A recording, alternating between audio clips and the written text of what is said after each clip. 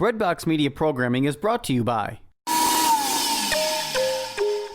Finding someone on an online Catholic dating site shouldn't be like shopping for a blender. So why do most dating sites leave you feeling like you're shopping for a spouse?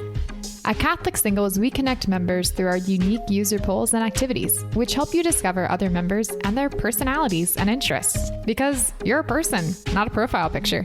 So stop shopping and start discerning. Trust your love story to the original Catholic dating site and use the promo code BREADBOX at checkout for 20% off at CatholicSingles.com.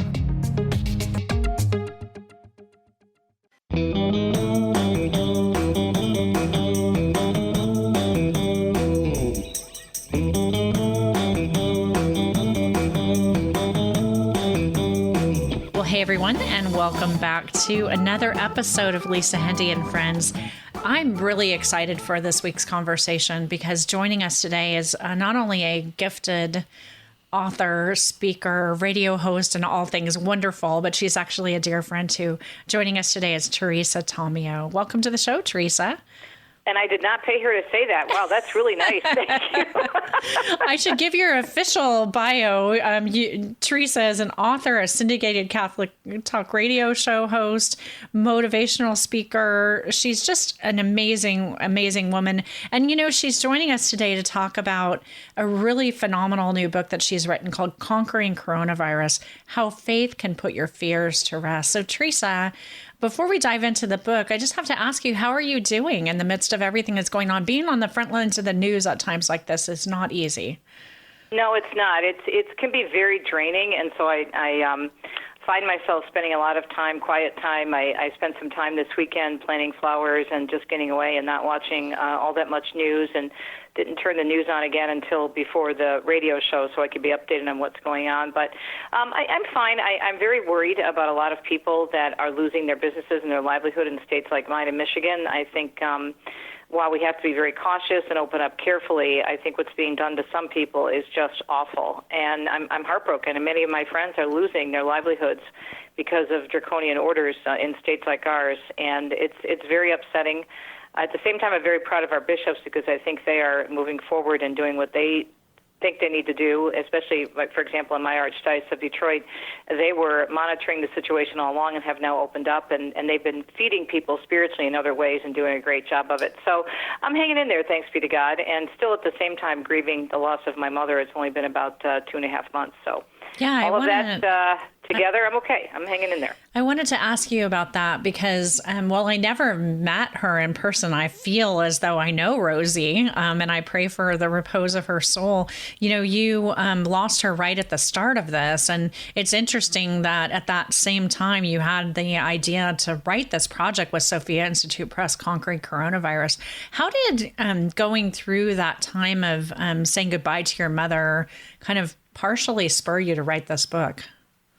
Well, it was really powerful, Lisa, because when she was dying, it was, as you said, right when things are really starting to shut down here in Michigan, and there was so much going on. And at the same time, I was hearing so many amazing stories of different people in ministries, both Catholic and evangelical, reaching out to people in need, and heroic stories of average Americans just going out of their way to help people. And I kept thinking, you know, we can't forget this. We have to remember this. And I just felt this was a very spiritual time that we're living in, that God, in his wisdom, I don't believe he caused this, as I say in the book. I say he allows it, like he allows certain things to happen for a reason, Romans 8:28. And all of this going on in my head, and I just started writing. And as my mom was passing away, I also noticed, as sad as it was that I couldn't give her a funeral, that we couldn't have a proper wake and a send-off, that we had a huge, beautiful send-off for my dad when he died 10 years ago, that God was present in that, despite the sadness, despite the pain of not having all the family and friends around us. God made himself known in some pretty phenomenal ways. And so I wanted to share that with people because this whole thing has been very confusing. It's brought all of us to our knees, regardless of where we are in life or what we've accomplished. Everybody was in the same playing field, on the same playing field, and trying to figure this crazy new virus out and what it means now and in the future. So that's what prompted me to write the book. A lot of experiences and phenomenal interviews I was doing on the air, plus my own experience in losing my mother. I wanted to be a comfort to people because I knew there were so many people who were losing. My mom didn't die of COVID, and there are many people who died during this time. There are some people who lost loved ones due to COVID, but whatever they may have passed away from, having that experience during this very strange time of not being able to have the proper, Catholic burial, people need to know God's still there. Absolutely. And I think that's one of the things that's so interesting about this project. So Conquering Coronavirus, was published quickly. I mean, you told me in a written interview that we did that the words literally poured out of you. But I mean, you and I both know that Catholic publishing does not usually work this way. Right. And so now as we're sitting, a month and a half later after the release of the book and we're getting some perspective on it, I kind of think that I'm a little afraid that some people might look at this book and think this is a book just for, this particular virus. But really, what you've done here can be helpful for many things in life. Say a little bit about what you learned, in writing this that will change your perspective going forward. Well, what I try to do with this is obviously we address the pandemic. I don't address it from a political perspective or a medical perspective. I'm addressing it from a spiritual, personal perspective and giving people advice on how to get through not only this kind of a crisis, but to pull back and think, okay, yeah, we're all struggling and suffering. Everybody's suffering, maybe different or bigger or whatever your situation is. But once we get through this and once we start adjusting, and I think there's still a lot of fallout, and in many ways this is going to be with us for a long time, we have to decide how are we going to handle not only something as major as a pandemic, but what about other suffering in our life? And we can't just keep going through things and saying, okay, good, that's over. Now we can get back on, with our daily living. But what are the lessons that God is trying to teach us in whatever form of suffering or struggling we go through? And this is the main gist of the book is that, okay, faith can put your fears to rest, because when you are going through a fearful time, any time, and please God, not another pandemic in our lifetime, but when you're going through any type of suffering, God is going to, if you open yourself up to it, he's going to show you something that he wanted you to see, either about yourself or your situation.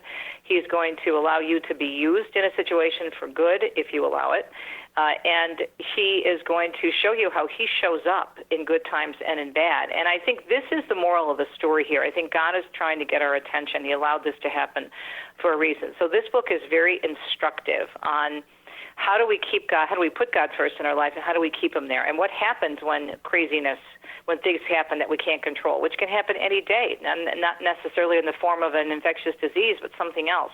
So this is why this is an evergreen book. And the resources I have in the back, while we did pertain different parts, take different parts of the last resource chapter and put it in the perspective of, let's say, someone who was laid off or someone who was impacted by COVID, we also have some basic resources on what happens if you lose a job in general? What do you do? And how do you discern God's will for your life? And what about struggles? How do you work through the suffering? And how do you work through a death? And all of these big questions that we have normally in life that I think we're looking at more closely and maybe even a little bit differently because of the pandemic. So this was written for basically our times, but in the sense of being an evergreen book, using the pandemic as an example of what God can do in situations when we go through struggling and what we can do with it as well.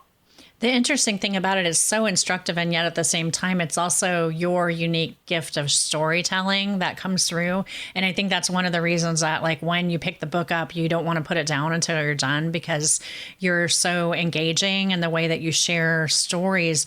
Can you kind of maybe pick out one of those, something that encouraged you that you experienced during the writing of this that you shared in the book that might encourage others? Yeah, it's a story I think that I think is very encouraging for people at a time when it was just so desolate for me. It was St. Patrick's Day. And this is an example of one of those people who went out of the way to cheer others and to help others and put other people first. And it was 2 days before my mom died. My mom died on March 19th, the Feast of St. Joseph. And she lived in a beautiful assisted living facility for the past 2 years, and just a beautiful place. I mean, it looked like a Pier 1 when you walked in, Lisa. It was just decorated. It was gorgeous. I mean, and it was so much fun. The people there, most of whom were brothers and sisters in Christ. It was, even though officially wasn't quote-unquote Christian, you knew that you were walking into a place where people took faith seriously. They had Bible studies. They had prayer groups. They offered Mass and distribution of communion for the people, for the residents.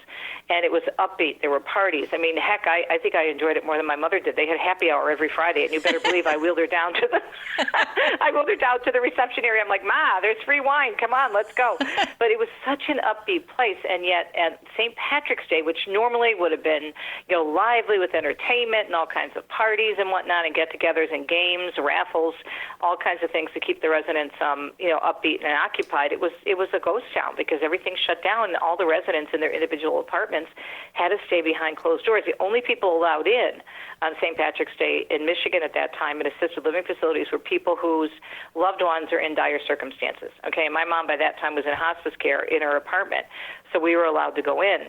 And I'm sitting there in the room, kind of going in and out of sleep and just praying and listening to my mom breathe very heavy and knowing that she only has a matter of days, maybe less to live, and just kind of, looking out the window. And it was a beautiful day here. For whatever reason, St. Patrick's Day in the middle of March was gorgeous when it's normally not. But I was so down. I'm thinking, this is so sad. Everything's so quiet. My mom's dying.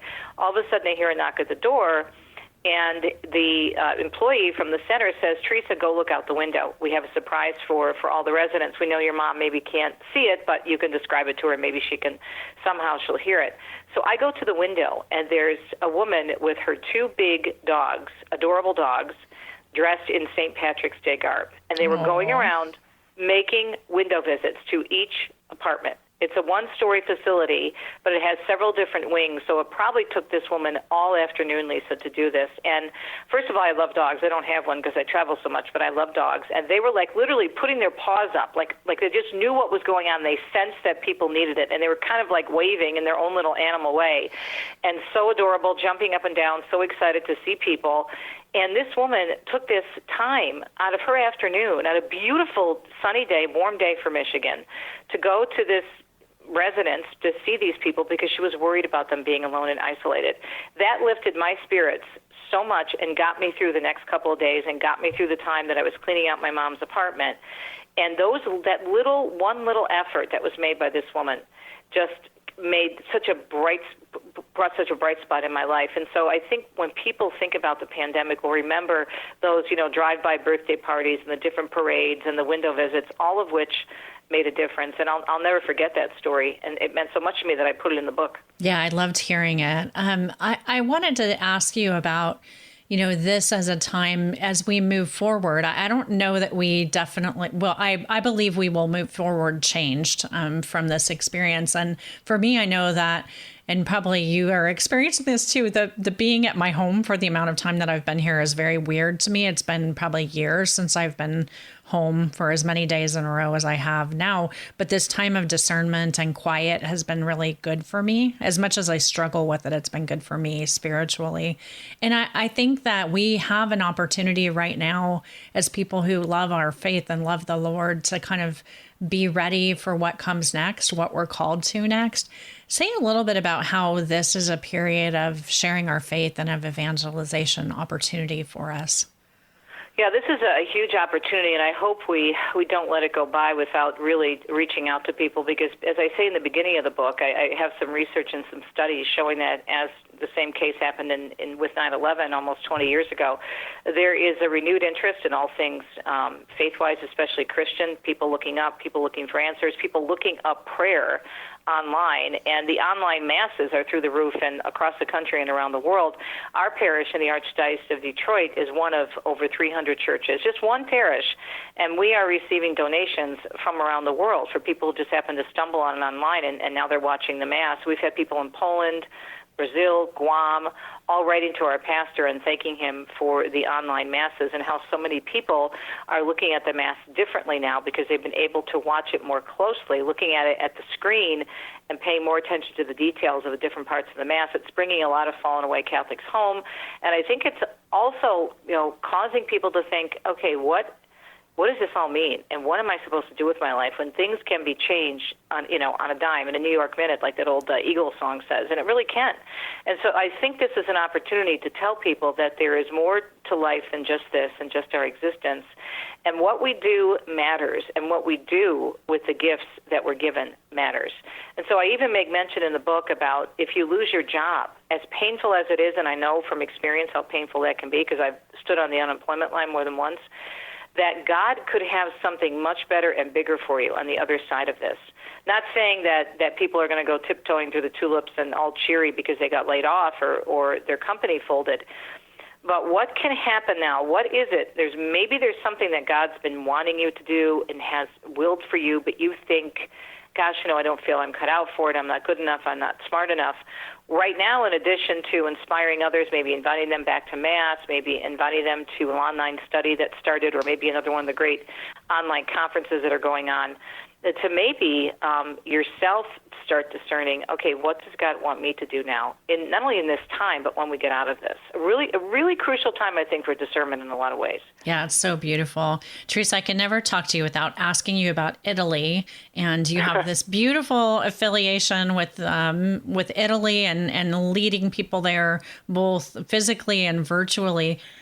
Do you have any plans for upcoming trips, and how can people find out about your services to help them learn more about the country of Italy and pilgrimages? Yeah. Thank you for asking that. And we have a new website that got up and running last summer and was going gangbusters. And I have a consultation service where I consult with people, as you know, because you've interviewed me on it, private consultations on how to travel through Italy, getting not only the most bang for your buck, but what are the best places to go, the time of year, hotels, pilgrimages, all that kind of stuff. And obviously, it's went on a temporary hiatus because of Italy being one of the worst places affected. But we are going to be starting up again very soon, and we do have a couple of trips planned. We have an Amalfi Coast immersion trip coming up in September, and we believe September will be a pretty good time. They're already opening up in Italy, and that gives them a couple of months to work out any kinks. And then we also have next year a couples trip to Tuscany and Rome. We call it Roman Holiday for Couples. And they could just go to my website, teresatomeo.com, or travelitalyexpert.com to find out more about it. But, boy, I was heartbroken for this country and everything we're going through. But, of course, my heritage being from Italy and being there so many times and having so many friends there, it's been heartbreaking to see what they've been going through, being one of the country's worst hit. Yeah, we're all so united in prayer, and I think of you every time I see anything having to do anything with Italy. So, well, we're out of time, but I do want to point everybody to Conquering Coronavirus, How Faith Can Put Your Fears to Rest. This is a beautiful work from Sophia Institute Press. It's available at your Catholic bookstore, on the Sophia Institute Press website, or at Amazon or Barnes & Noble. Teresa, say that website one more time and how people can get in touch with you. Sure. Probably the easiest way to get the book is just to go to my homepage, teresatomeo.com, and we have a special page all for coronavirus resources. So it's just teresatomeo.com/coronavirus. And if I could just put in a plug, every Wednesday night online at 7 p.m. Eastern, you can see me teaching on the book. I'm doing a teaching series, and it's online streaming. There's no registration necessary, and it goes. They put up the talks. They're pre-recorded. They put up the talks at 7 o'clock on Wednesday evenings at my home parish. So it's just stjoan.church. But the link is there in that page, teresatomeo.com/coronavirus. And I'm excited because every week we've been getting about 3,000 views on the teaching. And they're short, like 20, 25 minutes. So just kind of diving a little bit more deeply into the topics of the book. That is amazing. teresatomeo.com/coronavirus. Don't worry, friends. We'll have links to that and all of the information for Teresa, for Italy, and everything else when you click through on the show notes for this show. Teresa, thank you so much for all the good work that you're doing, but especially for being such an amazing friend.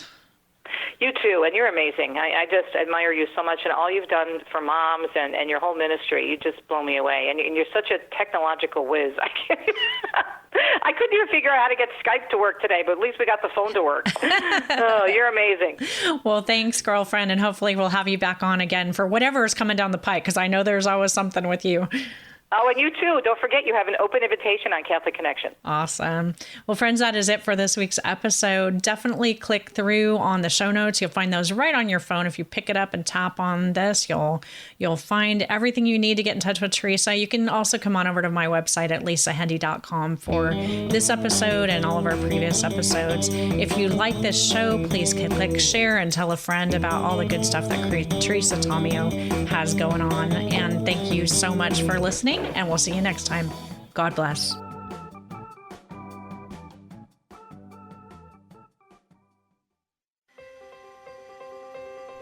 Looking for a way to build daily prayer discipline? Seen the rise in mindfulness meditation, but not sure if it is possible to meditate in a way that's consistent with your Catholic faith? Just looking for a way to breathe new life into your existing prayer routine? No matter what you're looking for, Hallow is here to help. Hallow is a Catholic prayer and meditation app that helps users deepen their relationship with God through audio-guided contemplative prayer sessions. From meditations on the daily gospel to the rosary to daily examens, Hallow has something for everyone. Hallow is the #1 Catholic app in the U.S. It is free to download and has permanently free content.